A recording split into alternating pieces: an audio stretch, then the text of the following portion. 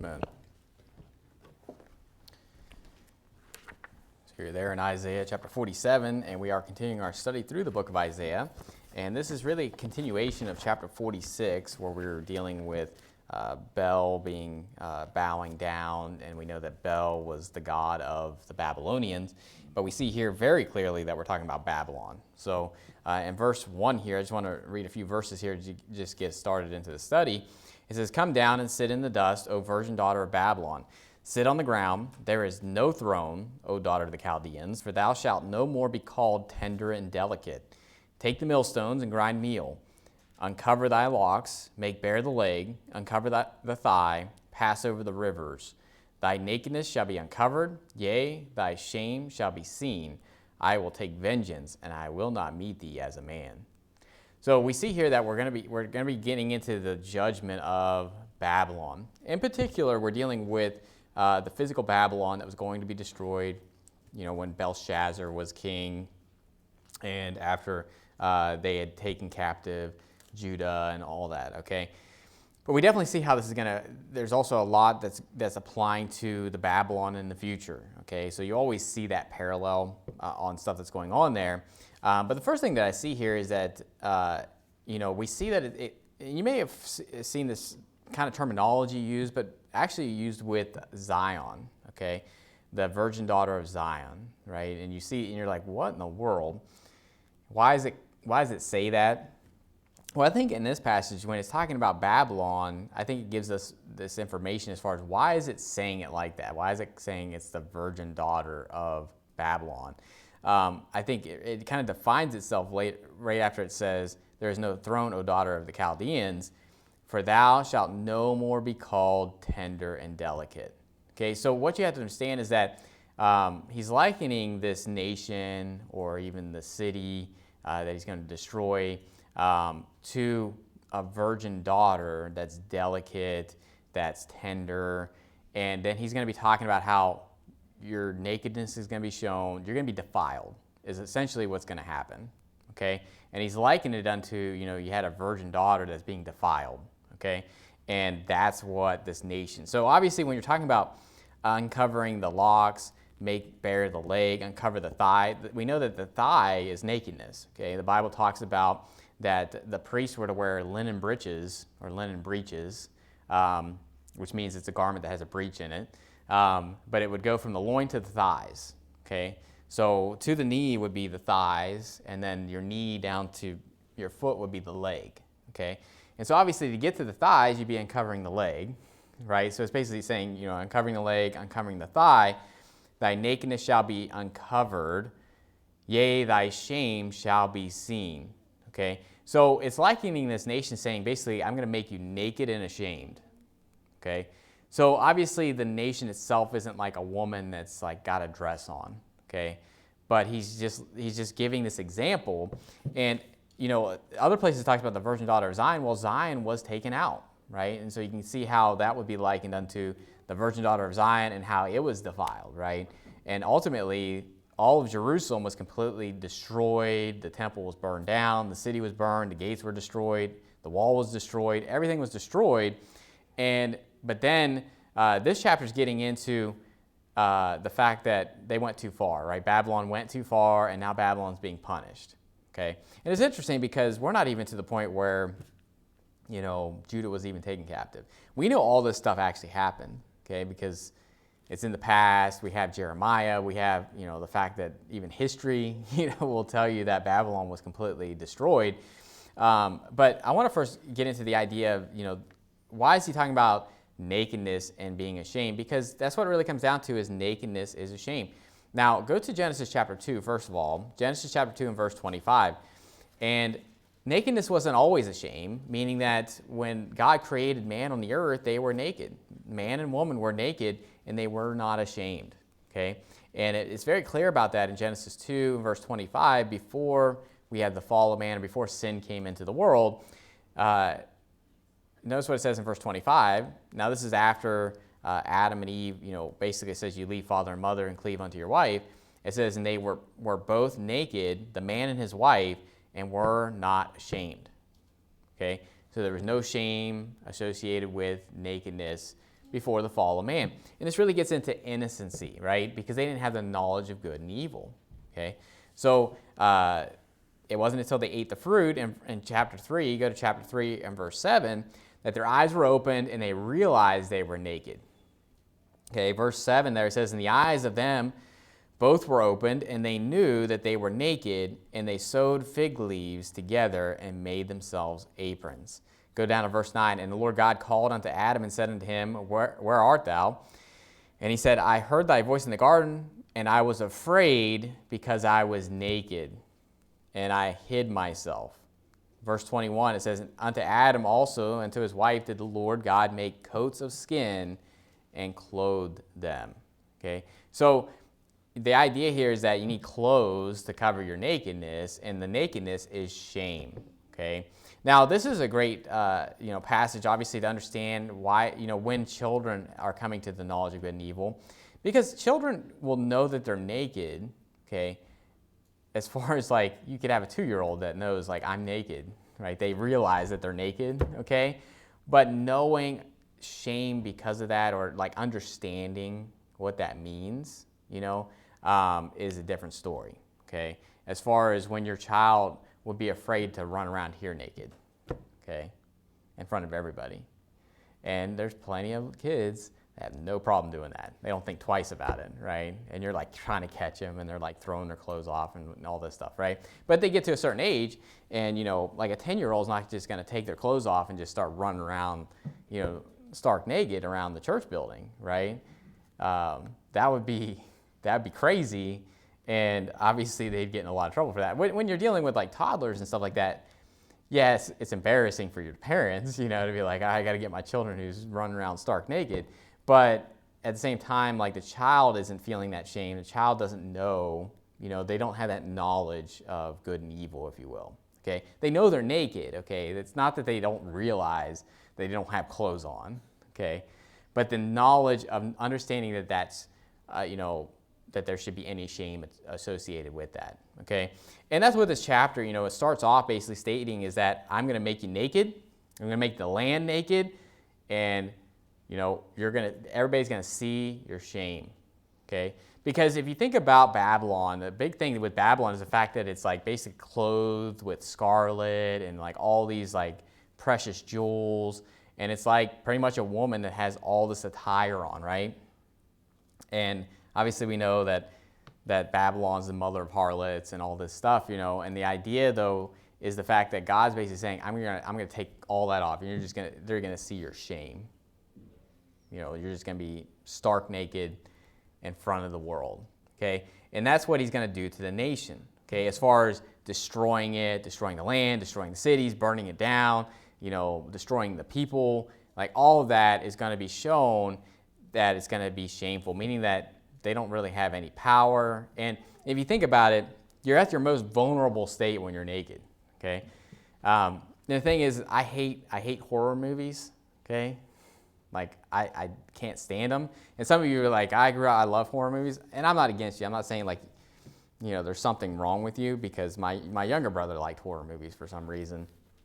I just never liked them. I don't like watching people get brutally murdered and stuff like that. But I know it's fake, okay? I know that you can detach that. But when I watch a movie, I'm like involved. Like I'm like putting myself, like I'm Mr. Darcy, and I'm Mr. Knightley, No, but anyway, if you don't know who that is, don't worry about it. Don't look it up either. No, I'm just kidding. But all that to say is that... what was I going to get with horror movies? Yeah, what I was going to get with the horror movies, I like lost my whole train of thought, is that in horror movies, it's always like, people are in their most vulnerable state. They're like, they're in like some creepy house, and they're like, all right, I'm going to go take a shower, and like get naked, and then like there's this murderer that's in the house and stuff like that, And the idea, though, the whole reason they do that is because they know that your most vulnerable state is when you're like just stark naked, like in the shower, like that's your most vulnerable state. When you're a kid, you're afraid to like, you'd see like some scary movie or something like that, and you're afraid to like close your eyes and like wash your hair because you're afraid like something's gonna come and get you, So if no one had that, I'm so, like everything, like you scaredy cat, like what's wrong with you, Did anyone here not want to put their foot on the floor, from under their bed? No one? No one saw those scary movies? Anyway, I hated those scary movies, right? Anyway, all that to say is that, nakedness, you're vulnerable, and it's this idea of shame. And the idea is what God is getting across here is that, he's going to make them extremely vulnerable and just show that they have no power, okay? And so go back to Isaiah chapter 47 here. And the last thing he says there in verse 43, it says, I will not meet thee as a man. Okay? Now, you say, well, what does he mean by that? Well, the next verse, I believe, kind of shows you what he means by that. It says in verse 4, as for our Redeemer, the Lord of hosts is his name, the Holy One of Israel. Meaning that it's not a man that's going to meet you and take you out. It's going to be God that's going to take you out. Now, obviously, Jesus is God and man. I'm not taking away from that. But he's making a point. It's like, it's not just a man that's meeting you. Okay, I'm not meeting you as just like another man that's coming to meet you. It's not like it's just like some other king that's coming after you. No, the Lord of hosts is coming after you. And so you should be afraid about what's going to happen because of that. Now, the idea, I love this though, as far as just thinking about how there's kind of like this little break here where God's talking about, and obviously Isaiah is the prophet that's speaking this, but then it says, as for our Redeemer, the Lord of hosts is his name, the Holy One of Israel. And I just love that, the way it attaches that, because you think of this world, and the world is just constantly, against us. The world is against the Bible. But I just want to say to them, as for our Redeemer, the Lord of hosts is his name. As for our Redeemer, Jesus Christ is his name. And he will come and he will destroy. He will set everything right. He will rule and reign with a rod of iron. And he will have a sharp two-edged sword proceeding out of his mouth that's going to destroy the beast, the false prophet, and all his armies that go with it. And there's going to be recompense. And so, this world wants to come out and say, your God's not real, all this. No, our Redeemer is the Lord of hosts. The Lord of hosts is his name, and you will know that one day. You will bow before that one day. Every knee shall bow, and every tongue shall confess before God. And that will come.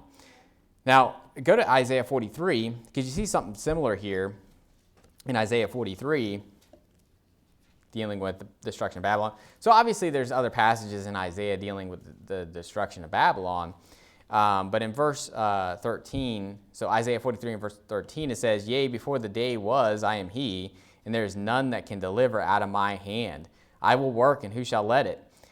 Thus saith the Lord, your Redeemer, the Holy One of Israel. For your sake I have sent to Babylon and have brought down all their nobles and the Chaldeans, whose cries in the ships, I am the Lord, your Holy One, the Creator of Israel, your King. So you can see why in chapter 47 is saying, as for our Redeemer, the Lord of hosts is his name, the Holy One of Israel. Well, think about what was just said about who was going to destroy Babylon, but their Redeemer and the Holy One of Israel. Okay, so, we'd already gone through that chapter, but in case you forgot about it, obviously this is leading up into that. Go to Revelation chapter 19. Revelation chapter 19, just dealing with this idea of our Redeemer, our Lord, is the one that's going to destroy Babylon. That's exactly what happens with the Babylon that is yet to come, okay? Or the Babylon that's here now, who knows if we're in that day, maybe we're already living in Babylon, and it's just a matter of time before all that stuff gets set off, right? But in Revelation chapter 19, verse 1, it says, and after these things I heard a great voice of much people in heaven saying, Alleluia, salvation and glory and honor and power unto the Lord our God.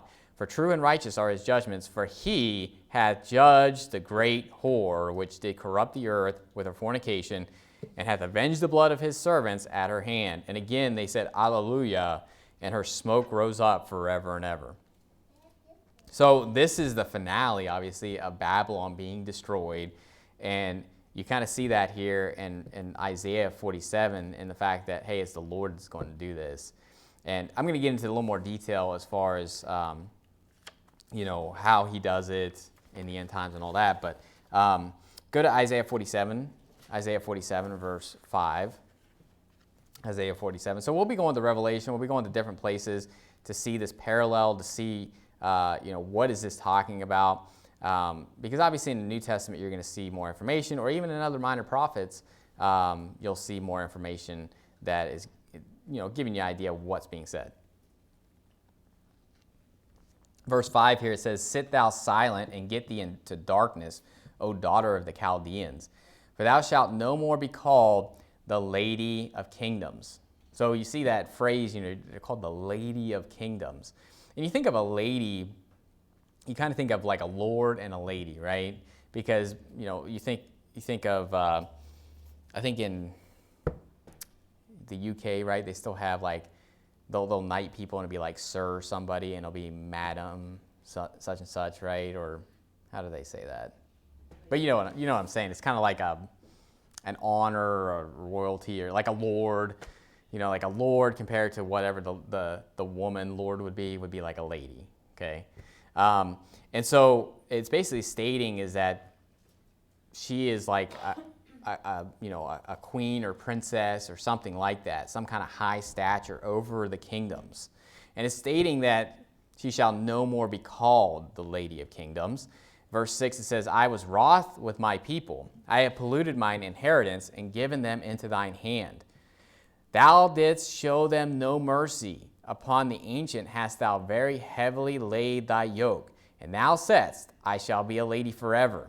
So that thou didst not lay these things to thy heart, neither didst remember the latter end of it." Now, basically what it's stating here is that obviously God used Babylon and used Nebuchadnezzar to destroy Judah and to destroy Jerusalem.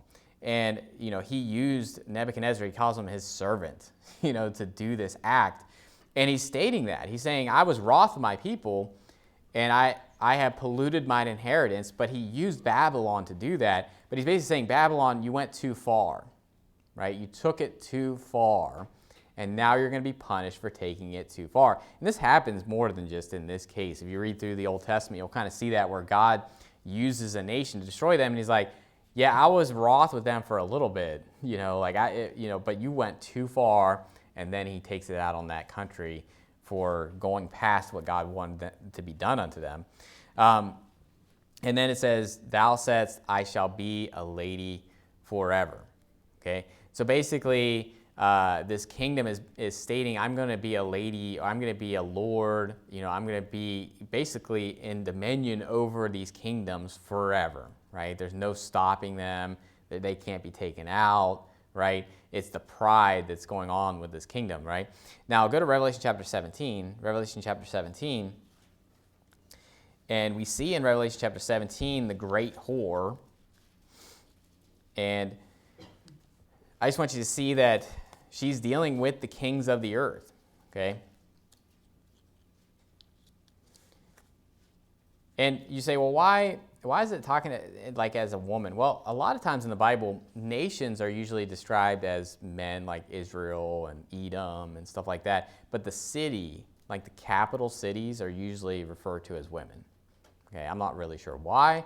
Why are ships referred to, and like why are they always named female names, and stuff like that. But at the same time, like Jerusalem's usually referred to as a woman, right? You think of Jerusalem, which now is the mother of us all, right? In just different cases, there's talking about the virgin daughter of Zion, which Zion is Jerusalem. And so the idea of it being a woman, it's talking about that great city, okay? Like the great whore of Babylon is that great city of Babylon, okay? So you have like the capital city. So a lot of these kingdoms had capital cities, okay? You think of Assyria had Nineveh. And, just other nations had their capital, and that was their main area, okay? Because you had the land of the Chaldeans, but then you had Babylon, okay, the city Babylon that was heading over that. You think of the Roman Empire, but you had Rome, okay, was the capital of that in Italy. So Revelation chapter 17, verse 1 here, it says, "And there came one of the seven angels which had the seven vials, and talked with me, saying unto me, Come hither, I will show unto thee the judgment of the great whore that sitteth upon many waters, with whom the kings of the earth have committed fornication, and the inhabitants of the earth have been made drunk with the wine of her fornication. So notice that it's likening, these are obviously nations, and when it's saying fornication, it's not talking about like literal fornication, like two unmarried people would do and stuff like that, okay? We're dealing with the idea that they are, doing wickedness together, and just the having affinity with these other nations, and just different things that are going on there, and obviously abominations and wickedness that's going on in that, okay? So what they're doing with these nations and how she's interacting with these nations, there's wickedness and lewdness and all kinds of debauchery that's going on there. But keep reading there. It says, so he carried me away in the spirit to the wilderness, and I saw a woman sit upon a scarlet-colored beast, full of names of blasphemy, having 7 heads and 10 horns. And the woman was arrayed in purple and scarlet color, and decked with gold and precious stones and pearls, and having a gold cup in her hand full of abominations and filthiness of her fornication. And upon her forehead was the name written, Mystery, Babylon the Great, the mother of harlots and abominations of the earth. And I saw the woman drunken with the blood of the saints and with the blood of the martyrs of Jesus. And when I saw her, I wondered with great admiration.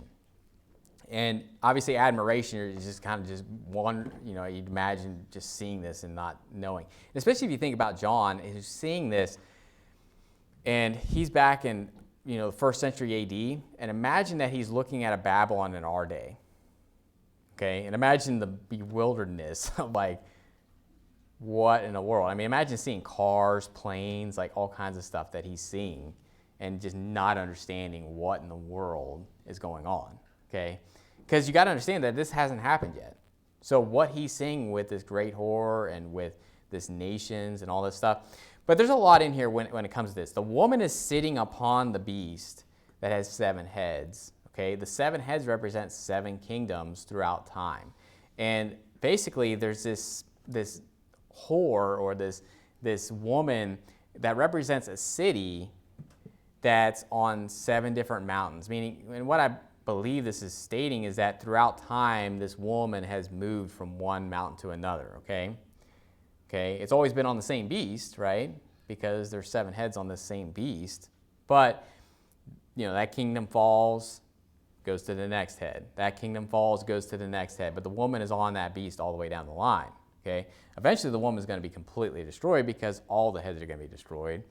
Just like God talks about how he's going to destroy and he's going to break the heads of Leviathan. Okay? And he's going to destroy the serpent of the sea, which is the 7-headed dragon, I believe, that came up out of the sea. And but go back to Isaiah chapter 47. Isaiah chapter 47, I just want you to see the interaction that Babylon has with these kingdoms, right? Because it says that she's the lady of kingdoms, the mother of harlots.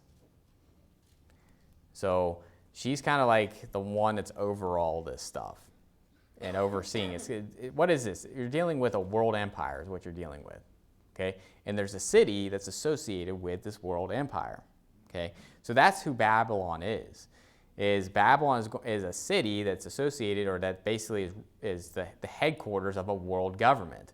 And that city has changed throughout history, and there will be a city that represents that. Okay? Now, a city sometimes can mean a country. So if you're dealing with, let's say, America's Babylon, it could just be talking about the city of America, if you will, and that is the hub for everything. But there could be a specific city in America that is targeting, okay? As far as, think of our capital as D.C. But in the end times, it may be New York or something like that. That's like the hub of, you think of the United Nations. Where is the United Nations based out of? New York, okay? You could very well see how that would be the hub to the New World Order, and how that would be the city that is basically spoken of. Okay, but obviously the whole land would be associated with, it'd be kind of like America is the Chaldeans, the land of the Chaldeans, and then New York is the city of Babylon, Just some thoughts, but either way, it doesn't matter, because we're not going to be here when this is going down on Babylon. We're not going to be here in the flesh anyway. We'll be in the glorified bodies with Jesus. But go to verse 8 there of Isaiah chapter 47. You can see some similar language here dealing with this woman and what she says. So this lady of nations, okay? This is Babylon, obviously, we're talking about. It says in verse 8, therefore hear now this, thou that art given to pleasures, that dwellest carelessly, that sayest in thine heart, I am, and none else beside me. I shall not sit as a widow, neither shall I know the loss of children.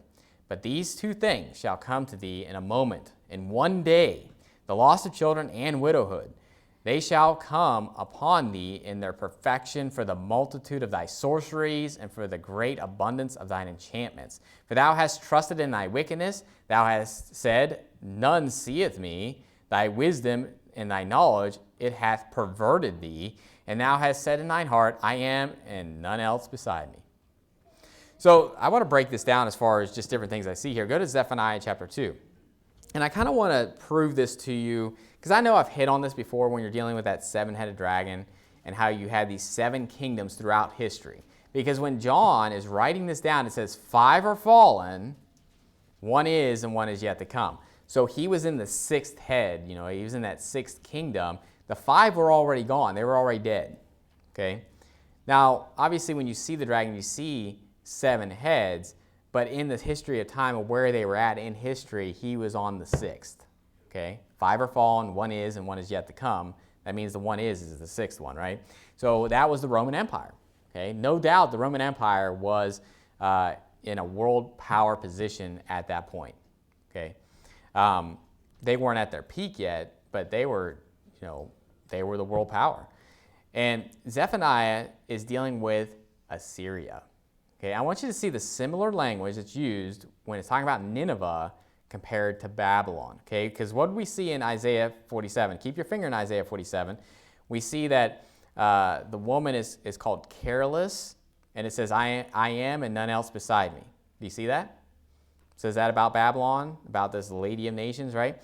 And chapter 2 of Zephaniah, verse 13, it says, and I will stretch out his hand against the north and destroy Assyria, and will make Nineveh a desolation and dry like a wilderness. So who are we talking about? It's very clear we're talking about Nineveh. We're talking about Assyria. It says, but these two things shall come to thee in a moment. I'm sorry. I went up to the wrong thing here. I'm like, man, that is exactly like what it says in Isaiah. Verse 14, sorry. So Zephaniah 2, verse 14, it says, and flocks shall lie down in the midst of her, all the beasts of the nations. Both the cormorant and the bittern shall lodge in the upper lintels of it. Their voice shall sing in the windows. Desolation shall be in the thresholds, for he shall uncover the cedar work. This is the rejoicing city that dwelt carelessly, that said in her heart, I am, and there is none beside me. How is she become a desolation, a place of beasts to lie down in? Everyone that passes by her shall hiss and wag his head. Sound familiar? It's exactly what it says about Babylon. You say, why? Well, these are two different cities and two different nations. But if you understand history, Assyria was the world power before Babylon. Okay? And who was before that? Egypt. I don't think, when you're reading through Genesis and reading through Exodus, who do you think the world power was? It's obviously Egypt, okay? And then there's obviously other nations that are fighting against each other, but when you're dealing with, I'm talking about world power, like empires that are taking over just massive amounts of the countries. They pretty much rule over everybody.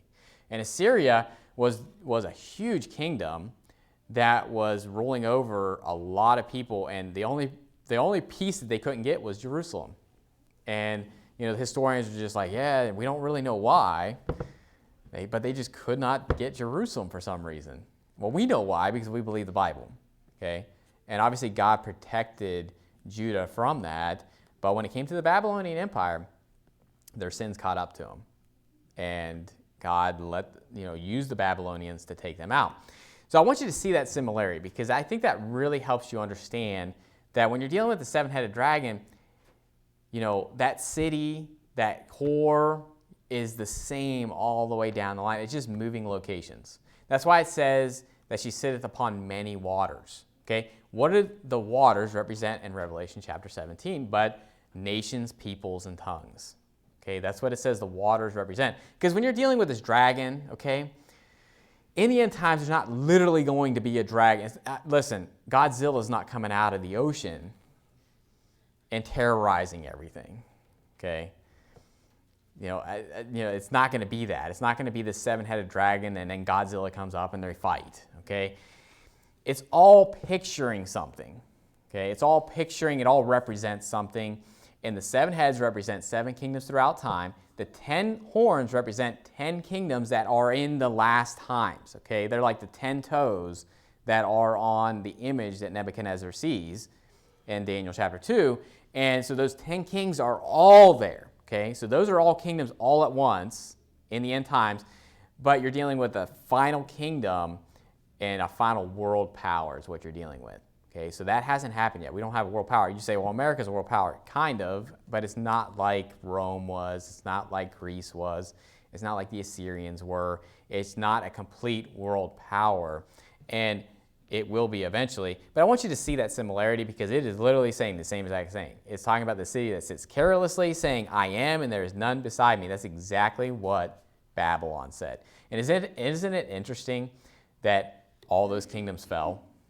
Right? If you look at history, right, 5 are fallen. Okay, in John's day, 5 are fallen. Nineveh thought the same thing. So, basically, I shall not be a widow. I sit a queen and am no widow. And Babylon, the physical Babylon that Nebuchadnezzar ruled over and that Belshazzar ruled over, it is saying, I shall be a lady forever. I'll be a lady of the nations forever. And God's saying, showing, no, you're not, okay? Because if these nations, like in the past, fell, you will fall too. And listen, that 7th kingdom, that 7th head will be broken as well, okay? And you're like, well, it is going to be broken, and it's going to raise again. Well, that 8th head's going to be broken, right? Because it talks about how he's of the 7, but he's the 8th. And obviously that's talking about the Antichrist dying and raising again, okay? So you're dealing with the same person, but, obviously you're dealing with the Antichrist that's trying to be like the Lord Jesus Christ. Another thing that I see here is in verse 10. So in Isaiah 47, verse 10, and this just goes for our nation in general, And by the way, I do believe that our nation as a whole isn't as wicked as what you see on TV. I believe that they put out there all this, just debauchery and wickedness, and they want you to believe that everybody's like that, and if you're any different, then you're just a weirdo, okay? No, they're pushing this to think, well, everybody's like this, and everybody's into debauchery, everybody's into lewdness, everybody's into fornication, everybody's into adultery, everybody's into all this wickedness that's going on, but it's just not true. But the idea here is that, in Hollywood and the upper elites and all these wicked people that are ruling over us right now, this is what they're like. In Proverbs chapter 30 and verse 20. Proverbs chapter 30 and verse 20. The idea that none seeth me, right? It's just like I'm doing all this stuff. No one's seeing this. No one can see what I'm doing. The idea that just no one is watching you and no one notices the sins that you're doing. And listen, the people that are in government right now, they are just openly just lying, openly doing things that are nefarious, and they're just like, oh, nothing to see here, guys. I mean, one guy's sleeping with some Chinese spy, okay, some congressman. Openly, this isn't a secret, and it's just like nothing to see here, folks. Just the wickedness that goes on with our leaders, and just and they're just like, no one sees this. I mean, that guy should be embarrassed to even talk to anybody anymore that's in public. But no, he's still a congressman, and he's still getting interviews on CNN and all this stuff, talking about how heinous Trump is when he's sleeping with some Chinese spy, right? And that's just the cusp of the wickedness that goes on. Listen, that's what we see, okay? What's done behind doors, and God forbid we'd ever know what's going on behind the doors, because it's a shame to even speak of those things which are done of them in secret. But Proverbs 30 and verse 20, notice what it says here. It says, such is the way of an adulterous woman. She eateth and wipeth her mouth, and saith, I have done no wickedness. right? And the idea that it's getting here is that it's kind of like you eat something that you shouldn't be eating and it just wipes your mouth and you're like, I don't know what you're talking about. I didn't do anything. I mean, that is what I see with our leaders today. It's disgusting. It's disgusting, and it's laughable that they think that they can say that and be like, oh yeah, you're right. You're not doing anything bad. You know, just like we're just gonna not see what you're doing. It's like the emperor's new clothes, right? You know the story about the emperor's new clothes where he's naked. And he's like, look at my new clothes, everybody. And everybody's just like, yeah, those are awesome. You know, and just like the elephant in the room, like no one wants to say like you're naked, okay? And anyway, so the idea here of no one seeing, and the thing is the Bible talks about the fact that, you know, bread eaten in secret is sweet, but, you know, people like doing things in secret. They like doing things in the dark. They think no one sees them do it. But you know what? People, and by the way, psychopaths, okay, that do things in secret, that eventually doesn't give them enough pleasure. They want to do it openly because they want people to see them, okay? They want people to see what they do and, you know, try to wrap your mind around a reprobate's mind because it wouldn't make any sense. But, you know, they're just trying to take it to the next level, right?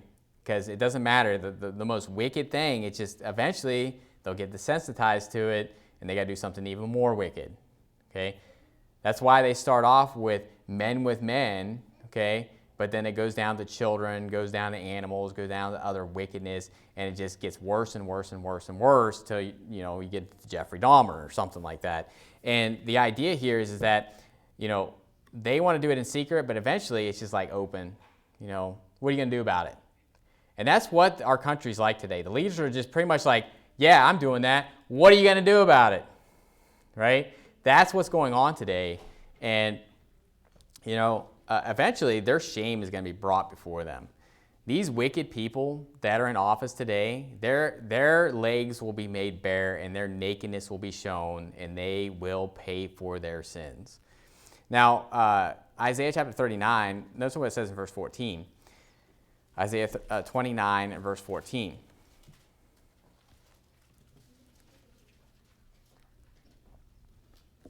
You see this similar thing where it's basically saying, no man seeth us. Isaiah 29 verse 14, it says, therefore, behold, I will proceed to do a marvelous work among this people, even a marvelous work and a wonder, for the wisdom of their wise men shall perish, and the understanding of the prudent men shall be hid. Woe unto them that seek deep to hide their counsel from the Lord, and their works are in the dark. And they say, who seeth us, and who knoweth us? Okay? And just the idea that it's just like, yeah, we're hiding this from everybody. No one can see what we're doing. You know, it's insulting to the intelligence to think that we don't know what they're doing. We don't know that they're lying. That's the worst part about it, you know, honestly. If they just came out and just said, yeah, we're doing this, what are you going to do about it? It's when they lie to you and be like, I'm doing this for you. It's like, give me a break. You think I'm an idiot? But there's plenty of idiots that will follow them, and there's plenty of idiots that say, yeah, that, you know, this person's doing it for us. Listen, most everybody in government's there for their own, you know, promotion, for their own self-good. They don't give a rip about you, okay?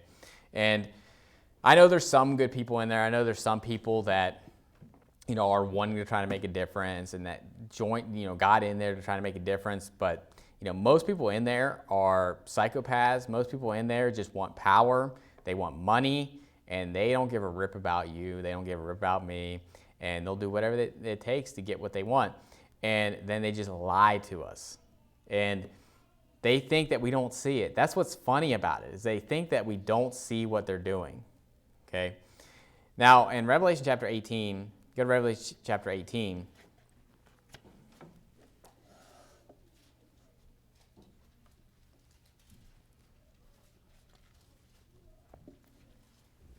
Revelation chapter 18 and verse 4. So obviously Revelation 17 and 18 are dealing with Babylon. Revelation 17 is more telling you about who Babylon is. Revelation 18 is talking about the destruction of Babylon.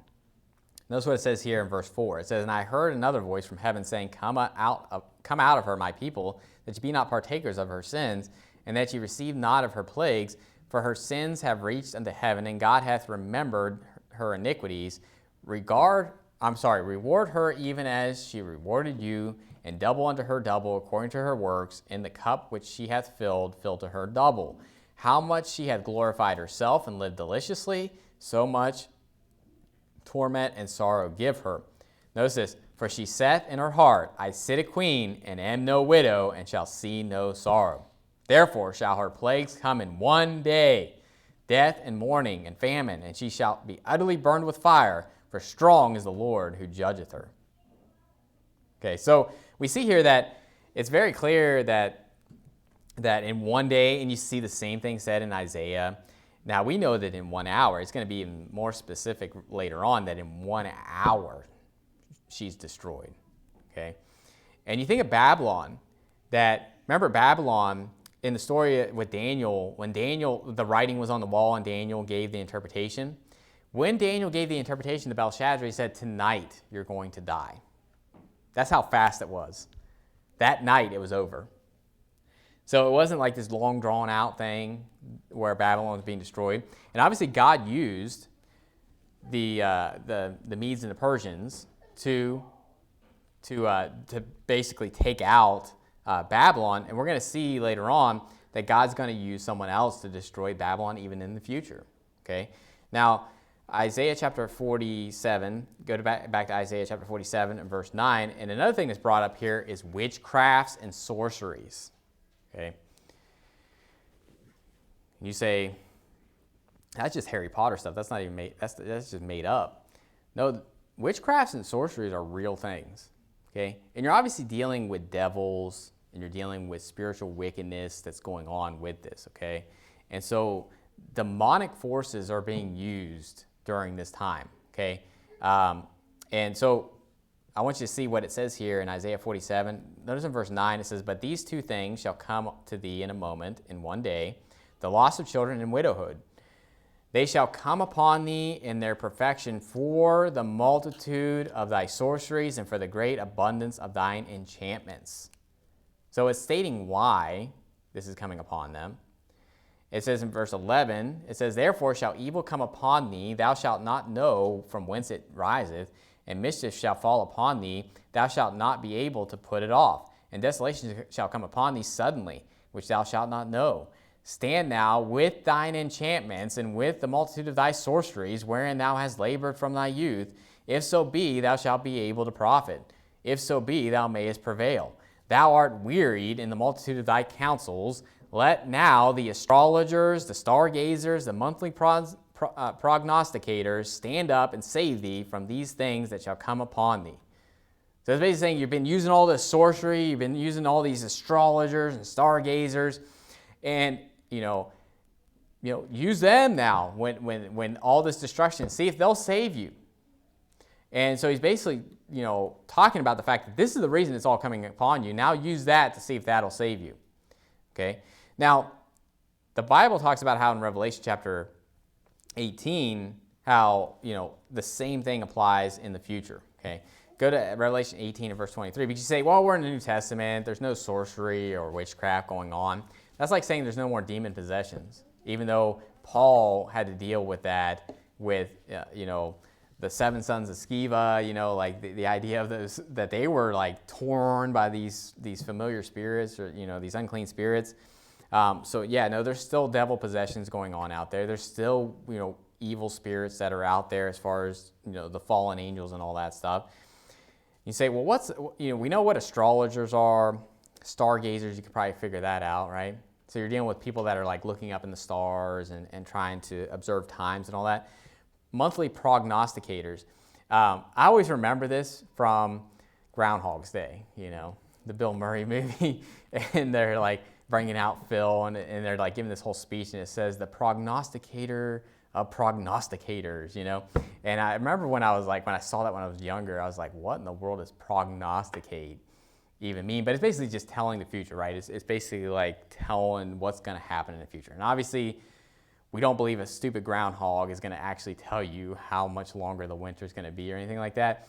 But they're saying he's a prognosticator in the fact that he's going to say, he's going to see a shadow or not see a shadow, and that's going to tell you how short or how long the winter is going to be. Okay, so that's how I remember it. Now, you may have just looked it up in a dictionary and you're like, that's how I know what prognosticator means. But anyway, so that's what you're dealing with there. The people that are basically trying to tell the future, okay? And there's a lot that could go into that. You think of the people that have like the tarot cards and do they still have the people that use the what is that thing called? The crystal ball thing, I don't know. But that's what it's basically talking about. People like, come see your future, and like basically calling up demons to do that, okay? Go to Revelation chapter 18, verse 23. It says in verse 23, it says, "And the light of a candle shall shine no more at all in thee, and the voice of the bridegroom and of the bride shall be heard no more at all in thee. For thy merchants were great men of the earth, for by thy sorceries were all nations deceived. And in her was found the blood of prophets and of saints and of all that were slain upon the earth." Okay, so it's talking about by thy sorceries were all the nations deceived. And that's a strong statement, but you think about this, and I was talking with some of my pastor friends last night. We were just talking about end time stuff, and just thinking about like how is there going to be this man that everybody's going to be behind, right? Because you think about how polarized everybody is, right? As far as even in America today, how polarized people are. And a lot of times there's no logic behind it in some cases, where people are just like hate this one person or love this person or whatever the case may be. But you say, well, how will they all, basically unite? And I believe there's going to be sorceries that are going to be going on, witchcrafts and sorceries that are going to be bewitching people to follow this guy, okay? Now, obviously, there's going to be the false prophet that's going to come, and he's going to basically do signs and wonders, and he's going to basically be pointing everybody to worship the beast, okay, and give power unto him and obey him. So I think there's going to be multiple things that are going on there. But if you remember, the dragon, the beast, and the false prophet, in Revelation 16 talks about how out of their mouth come frogs, and the frogs are devils, okay? And so the idea is that obviously the beast and the false prophet are devil possessed, okay? But I do believe there's just going to be demonic forces that are going to be pushing people to, be disillusioned. And obviously God's going to send strong delusion when we're taken out of this world, and when Jesus comes in the clouds, he's going to put strong delusion on those that didn't believe, okay? But at the same time, even when we're here, there's going to be this strong push, and I believe sorceries and witchcrafts are going to be, and you say, why do you believe? Because that's what it says, okay? In Revelation chapter 18, it says by sorceries. I believe it's by sorceries. I don't believe that that's just like spiritualizing it. I believe there's actually going to be sorcery that's going to be used. There's going to be demonic forces that are going to try to get people to back somebody or back this one world order, because I don't think it's going to just happen outside of that, okay? Because there's just too much differences in the world to unite everybody. I think there's going to be demonic forces that are going to be at work that are going to do that, sorceries that are going to be doing that. And I believe Babylon, that great whore, is going to be doing that with her sorceries. That's going to be bringing these nations together, okay? Now go to Deuteronomy chapter 18, because let's just talk about sorcerers for a second and what the Bible teaches about that, okay? And it's not good.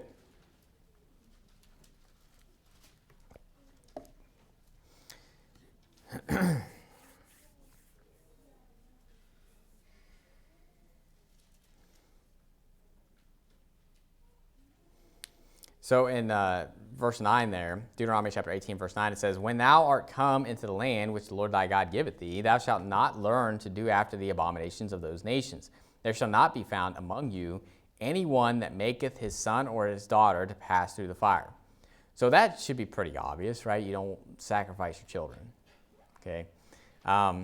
So he leads off with that one. Don't do that. Then it says, "Or that useth divination." Now, you say, well, why does he lead with that? Because I believe a lot of this stuff leads into all of that. When you're worshiping Molech and doing all this stuff, a lot of times divination's being involved. You think of Balaam, the son of Bozor, right? He did enchantments and all this stuff when they were worshiping Baal. That enchantments and observers of times, all this stuff is going on. and the superstitions and all that stuff to where that you end up sacrificing your children in the end. Okay, but it says that you use a divination, an observer of times, an enchanter, or a witch, or a charmer, or a consulter with familiar spirits, or a wizard, or a necromancer. What are all these? Now, I mean, pretty much a lot of these you can see what it's dealing with. Like observer of times, you can think of like astrologers and stuff like that. They're observing the times and that what are all the blood moons and when all these moons or all the planets are aligned in this, and it's just observing times. Okay. You know what we're supposed to look for? The abomination of desolation. That's what we're supposed to be looking for. When you see the abomination of desolation, stand where it ought not, and you see the son of perdition, sitting in the temple of God saying that he's God, that's what you should be observing. Not like, okay, we're having an eclipse over here, and we're having a blood moon over here. Now, when you see the sun darkened and the moon turned into blood, and the stars from heaven all fall, okay, observe that and know that Jesus is about to come in the clouds, okay?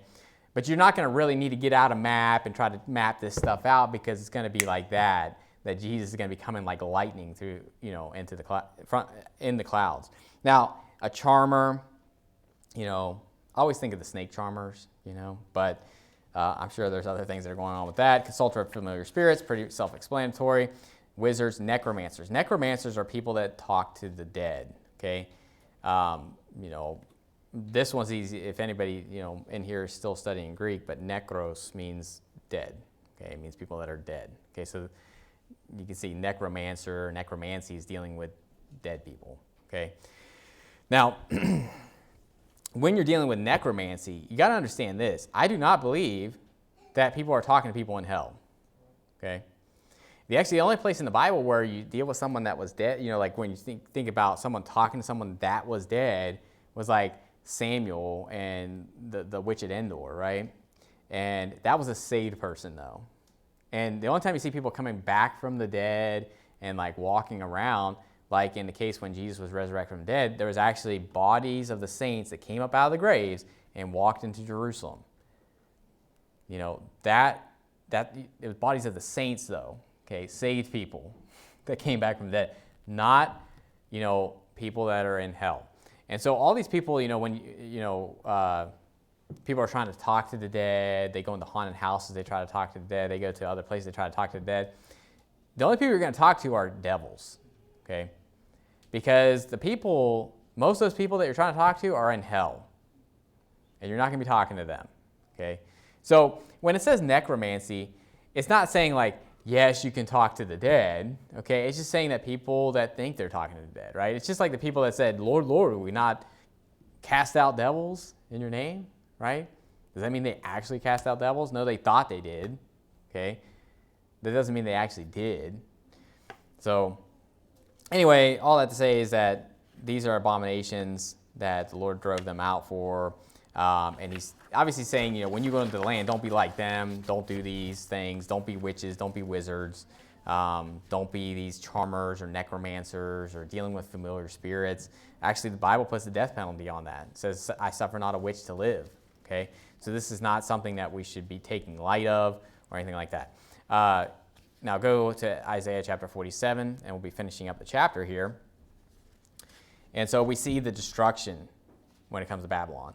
So at this point, he's basically stating, hey, I'm going to make you ashamed. I'm going to make you desolate. And then it's going to state pretty much how he does it. In verse 14, it says, behold, they shall be as stubble. The fire shall burn them. They shall not deliver themselves from the power of the flame. There shall not be a coal to warm at, nor fire to sit before it. Thus shall they be unto thee with whom thou hast labored, even thy merchants from thy youth. They shall wander every one to his quarter, none shall save thee. Now, obviously, it's talking about them being destroyed by fire, right? No one's going to deliver them from the power of the flame. Go to Jeremiah chapter 50. So I want to first show you the physical kingdom of Babylon and how it was destroyed, and then I'm going to show you what it says in Revelation, and then we'll be done. So, meaning that, the finale is that these cities are burned down with fire. Okay.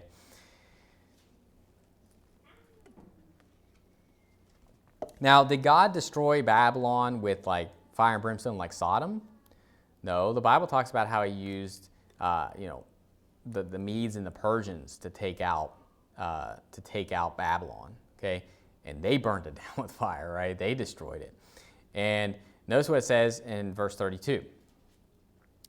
It says, so Jeremiah 50, verse 32, it says, "And the most proud shall stumble and fall, and none shall raise him up. I will kindle a fire in his cities, and it shall devour all round about." Now, God is obviously the one doing it in the sense that he's the one that's pushing, this kingdom to do it, okay? Just as much as he's the one that judged Judah and Jerusalem, but he wasn't physically down there doing the actions. Does that make sense? He was using Nebuchadnezzar, he was using Babylon to do that. And the same thing here is that he's using another nation to come in and destroy Babylon. Notice when go to Jeremiah chapter 51 and verse 57. Jeremiah 51 and verse 57, it says, "And I will make drunk her princes and her wise men, her captains and her rulers and her mighty men, and they shall sleep a perpetual sleep and not wake, saith the king." And I believe that's pretty much saying they're going to be dead. Okay, if you're sleeping a perpetual sleep, you know what perpetual means? So I love how it says that, right? It's just like they're going to sleep a perpetual sleep. And by the way, they're not going to wake up, right? Saith the king. Now, the king is obviously talking about the Lord of hosts. Saith the king, whose name is the Lord of hosts. "Thus saith the Lord of hosts, the broad walls of Babylon shall be utterly broken, and her high gates shall be burned with fire, and the people shall labor in vain, and the folk in the fire, and they shall be weary." Okay, so it's describing the destruction of the physical Babylon that was destroyed thousands of years ago. And go to Revelation chapter 17. Revelation chapter 17. And so actually, and you may not have realized this, maybe you have, okay? Because when you're dealing with Revelation, you're dealing with all these vials and trumpets, right? That's God pouring out all this judgment, right? Stuff coming down from the heavens, just crazy stuff's going on. He's sending out these locusts out of hell. There's this army of 200 million that are on horses that have the faces of lions. They have tails of serpents. Just crazy stuff that's going on. And I don't believe that's figurative, by the way, okay? I believe there will literally be horses with the faces of lions and tails with serpents on them. And obviously the locusts are locusts, and it describes them to have like hair like women and like teeth like lions and stuff like that. Obviously it's describing it, giving it descriptive power there. But that being said, it's like you see all this stuff and you're like, God's doing all this. Like he's not using other people. He's using his own forces. He's using all his wonders, right? But then you get to Babylon, and he actually has this special judgment that he puts against them. It's actually not him directly just like throwing fire down on it, okay? Notice what it says here in Revelation chapter 17 and verse 16. It's actually very similar to what he does with all these other nations. You think of Assyria, it's taken out by Babylon. You think of Babylon, it's taken out by the Medes, and then you even get into the Medo-Persians that are taken out by the Grecians. And just the idea is that these kingdoms are eating each other, okay? Notice what it says here in Revelation chapter 17 and verse 16. It says, "And the 10 horns which thou sawest upon the beast, these shall hate the whore." Now, earlier in the chapter, it says these 10 horns are 10 kings, and they give the power unto the beast, right? Okay, and so they're given power for like an hour, I believe it says, and then they give all their power to the beast, okay, to basically have this world kingdom. But it says that these kings are going to hate the whore, okay, the city, right, the whore that's seated on the beast, okay? And it says, "And shall make her desolate and naked, and shall eat her flesh and burn her with fire." Okay? So how is Babylon being destroyed? It's being destroyed by these 10 kingdoms, okay? Notice what it says in verse 17. "For God hath put in their hearts to fulfill his will, and to agree, and to give their kingdom unto the beast, until the words of God shall be fulfilled. And the woman which thou sawest is that great city, which reigneth over the kings of the earth." Okay, now go to Revelation chapter 18, and I'll show you where it's actually burning down. But you don't really see, it's not like God sends fire down from heaven, right? It doesn't say that, but it does say that it's going to be burned up, okay, and that her judgment is given, and that the Lord is the one that judgeth her. Okay, we already saw that earlier where it talks about the Lord judging the whore in Revelation. And so it's not that God's not doing it in the fact that obviously he put it into their hearts to do it. He's basically having them do that, but they're basically eating each other. So even at the very end, even after God's pouring out all this judgment where he's physically the one doing all this stuff, he's like, all right, I need these 10 kings. These 10 kingdoms are going to go destroy the whore. Okay? And in Revelation chapter 18, verse 8, it says, therefore shall her plagues come in one day, death and mourning and famine, and she shall be utterly burned with fire, for strong is the Lord who judgeth her. And the kings of the earth, who have committed fornication and lived deliciously with her, shall bewail her and lament for her, when they shall see the smoke of her burning, standing afar off for fear of her torment, saying, alas, alas, that great city Babylon, that mighty city, for in 1 hour is thy judgment come. You say, well, what are the kings of the earth? Well, there's other kings besides the 10 kings, okay? There's like the 10 major ones, okay? And you're like, who are those people? Or who are those kingdoms? I don't know, okay? So, obviously it's going to be 10 powerful kingdoms to where if they're the ones giving the power, okay, it's not Lithuania, okay? It's not Sweden. It's not Switzerland. Can I at least roll those out? So, but obviously you have big major powers, right? You think of China, you think of Russia, you think of even the UK still, right? Germany, different places where you would say these are major powers, right? So anyway, this chapter is just really dealing with that, but I wanted you to see all those parallels, all that stuff that's where you see in Jeremiah, where you had the physical Babylon, and Revelation, where you had the future Babylon, and then, how Nineveh was technically a Babylon. And if I get that across to you, to understand this seven-headed dragon is that each kingdom was a Babylon, okay? And what is a Babylon? But going all the way back to the Tower of Babel. And what's the idea? The idea is we want to build this tower lest we be divided, right? And what did God do? He divided them. He gave them all different languages to where they had to go divide from each other. And so what are you dealing with? You're dealing with everybody coming together, having the same nation, the same religion, the same language, everything, right? And that's the thought process or the spirit of the Tower of Babel, and Babylon is going down the line. Even King Cyrus was called the king of Babylon, okay? And he was the king of Persia, but he was called the king of Babylon. In 1 Peter, it talks about saluting those that are at the church in Babylon, okay? 1 Peter chapter 5. Now, Babylon, the physical Babylon and the Chaldeans was non-existent at that time. Who do you think he was talking about? I personally believe he's talking about the church that was in Rome, okay? Because Rome was Babylon of that day, okay? Now, I can't dogmatically show you that that's definitely, that church he's talking about was in Rome. But to me, I don't believe it was the ruins of the Babylonian city. It was destroyed like 1,000 years before that, okay, or whatever it was, maybe not 1,000 years. But 1,000 years from, definitely thousands of years from where we're at right now.